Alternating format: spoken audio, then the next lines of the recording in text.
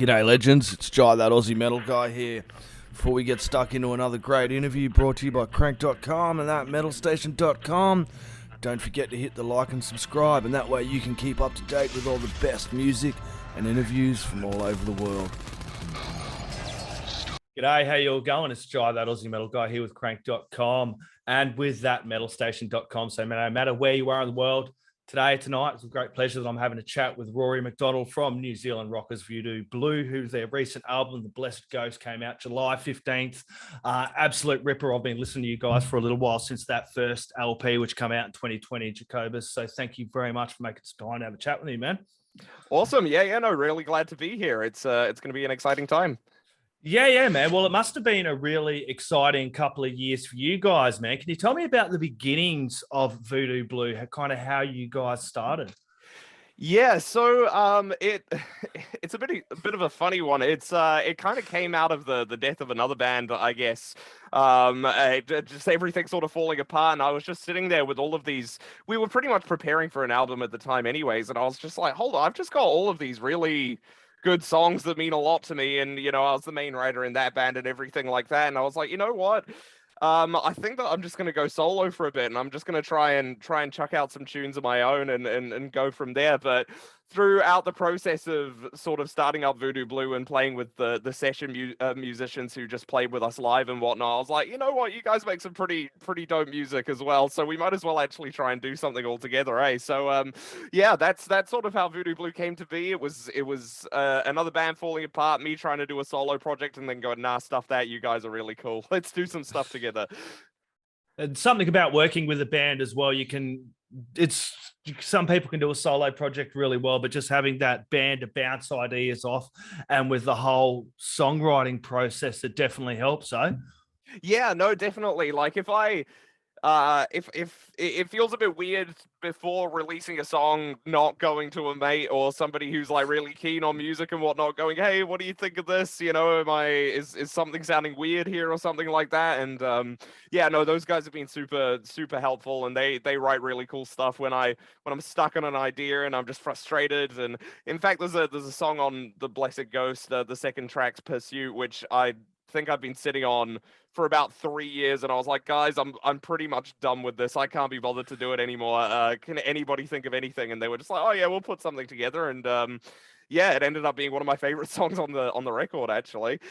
Yeah, that's a really great track. And speaking of, that was the most recent one you've done a film clip for. I think it came out about 3 weeks ago, August 13th roundabouts. Really cool, right? Track as well. Tell me, that must have been fun being able to get these film clips out, considering the time that you guys have had. I did want to touch on that too. Like 2020, that album come out.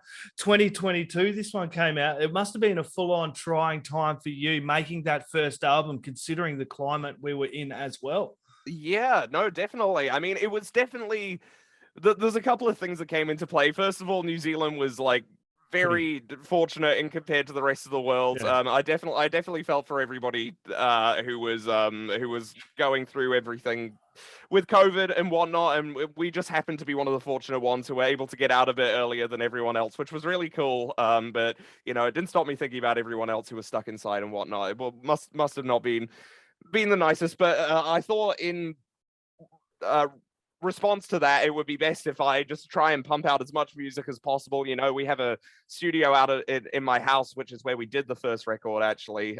So it made things quite easy to do during lockdown. I was able to just walk down the steps to my garage and pump out the tunes there, and then hop back up to the house to finish off the rest of my day. But yeah, I don't know. I think we've always all kind of prided ourselves on trying to be as hardworking as possible, do as many shows as possible. If we really like a tune, just work on it until we're super happy with it and get it out to the people.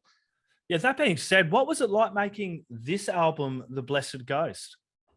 Yeah, so this one was definitely a lot different. As I said, obviously it started as sort of a solo thing and me trying to record it by myself during lockdown and things like that. But then once the whole band came together and we were jamming these songs and figuring things out, and we were actually in a proper studio this time with a producer and a mixer and everything. We had a whole crew set up. It was definitely a much more thorough experience. It wasn't just, does that sound good? Oh, okay, yeah, we'll move on from there. You know, it was just like, oh, what if we add this little bit in? And it was a lot of workshopping as we were going, which was, it was super fun, you know. Just our producer Greg Haver, who's worked with Manic Street Preachers and the like, he was very good at chewing out the fat on the album. He was just like, no, you don't need this section. And we were like, okay, no, that's good, we'll get rid of it. But also, if something was just like really working, he'd pretty much say nothing about the track, you know. He would just leave it be and just be like, right, you guys, I'm gonna leave the room for like 2 hours, just record what you can and I'll come back and have a listen to it. So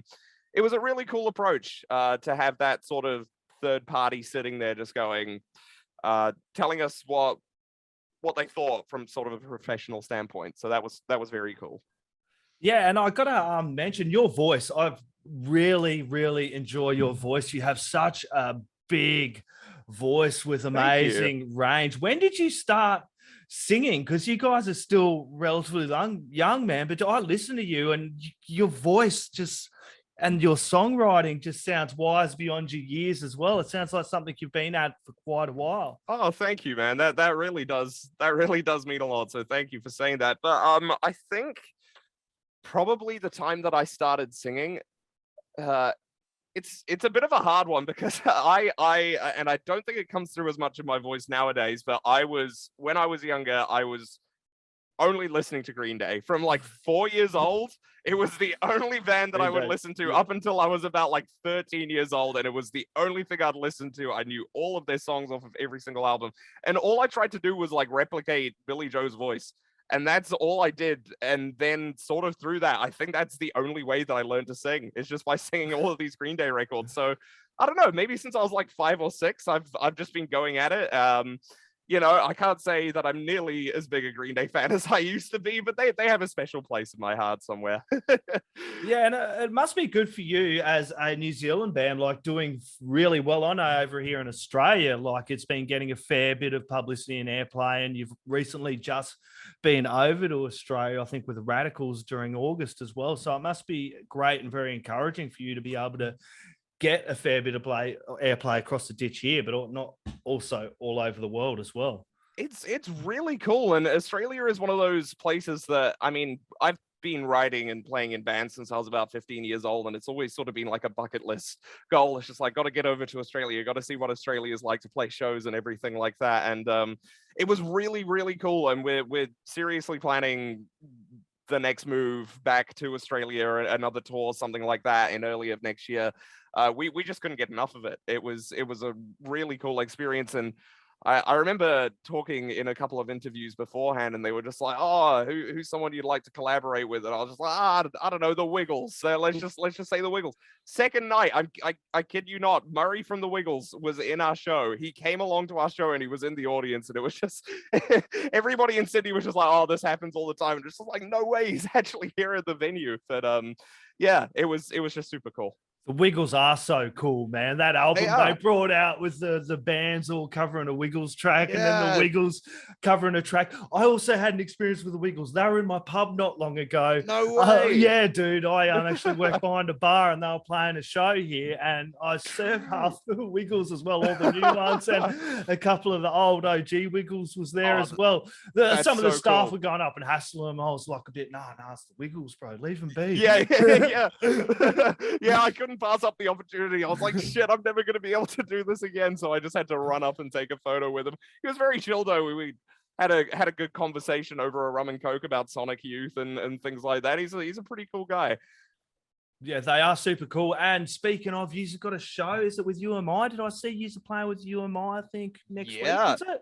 Next week, which is, it's crazy because like they're a band that I've been listening to for ages, and like it's not somebody that like ever gets brought up in New Zealand a lot. But then when we went over to Australia and we're like, oh, when we get back, we're playing with, I don't know if you've heard them, but they're called UMI, and everyone's like, what the fuck? How did you book that gig and all of this?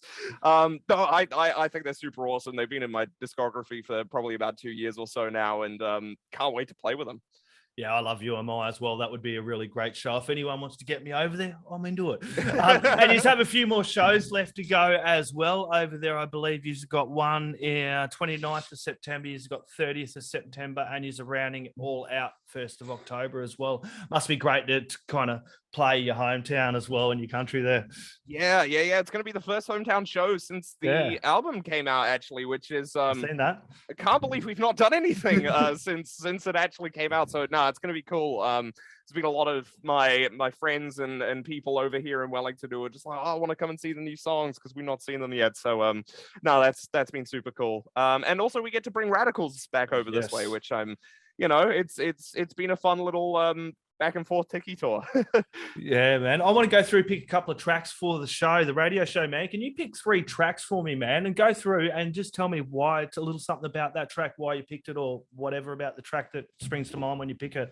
Yeah, absolutely. So I think to begin with, I would choose Pursuit mainly because we have touched on it, but that song has been the longest song in the making of anything that I've ever done, and it really is one of my favorites off of the record. It just goes to so many different places, and I love it for that.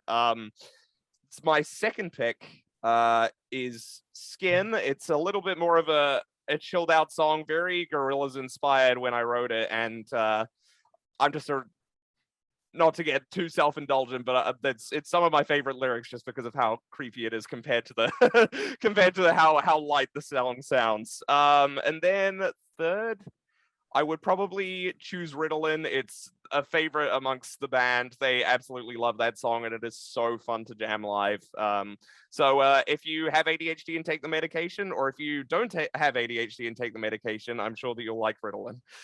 Yeah, it's an absolutely amazing album. I want to ask, man, tell me about the track Rhubarb and Custard, man, because like I actually really dug that track, man. Like I come back to it a few times. It just, for some reason, I kept coming back to that track. And no, it's not the most heaviest track on there, but it's just a really nice track. Yeah, thank you for that, man. It was that song doesn't get a lot of love, so I'm glad that you're shouting that one out. Rhubarb and Custard, that was sort of it was sort of a big part in the concept of the album and sort of where it's placed and everything like that. I'll leave it to the listeners to figure out exactly what all of that means necessarily lyrically, but it just started off as a home recording with me, and I don't know, it's a very nice, just shoegazy sort of interlude between We're Here and also Default, which just launches back into some of the punkier stuff that we used to do. So it's there as a little bit of a breathing area, but yeah, I don't know. I very much like that song too. Yeah, and I noticed you guys had vinyls. How did they go? You still got vinyls left, and where's the best place people can get along and support you guys, i.e. buy merch? Because it's not only just about getting those listens up on Spotify, it's about buying merch and supporting bands. It totally is, man. It totally is. So for the vinyl at the moment, we are still waiting for the full pressings to come through. We've only gotten the test pressings at the moment, but absolutely, if you head over to voodooblue.com, we've got them up for pre-order at the moment, and we are expecting them to be with people maybe in the next month or month and a half. We'll get something out to everybody to tell them exactly when they can expect their vinyl, but there's not many places left actually, so make sure to get it while you can. Exactly. And people, I think most of the people around the world know, because it's gone on for quite a while, there's been a delay with vinyl. So everyone just be a little bit bloody patient, because even the big bands, I'm talking to some of the biggest bands in the world, like through Nuclear Blast and that, and they're having the same problem with vinyls as well. So it is, everyone just be patient. The vinyls are coming. Totally, man. I swear I read something about like Adele's vinyl or something like that. Like she ate up a bunch of the material needed. I don't know. I might just be shit talking Adele for no reason, but yeah, fuck that. Awesome, Rory, man. This has been an absolute pleasure. Everybody, go out, grab the Blessed Ghost. It did come out July 15th. It's an absolutely amazing listen, man. As is the first album. Do you have any last words, shout outs, thank yous you'd like to add in there, my friend? I think just everybody have a great day. Go ahead and stream the album if you're keen to do it. Love the Slipknot t-shirt, by the way, one of my favorite bands. And yeah, hope you guys enjoy the tracks. Legend. Cheers, Rory. You have a lovely afternoon, mate. Thank you very much. You too, man. Cheers, have a good bro. one. Mate, hey, fucking my man, fucking Jobber, that fucking metal guy, motherfucker.